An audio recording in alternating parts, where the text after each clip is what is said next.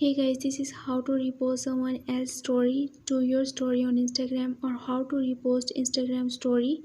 So let's get into it and I will show you the two easiest way to repost the Instagram story to your own Instagram story.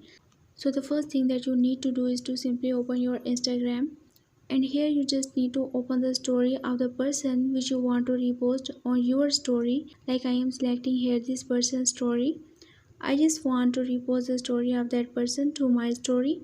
So for this you have to just click on the share option at the very bottom right corner of this interface.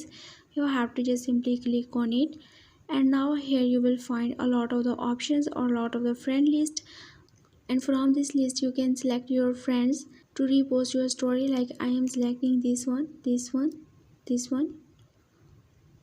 and that's all. So yes, this is our first method to repost someone's story to our story on Instagram.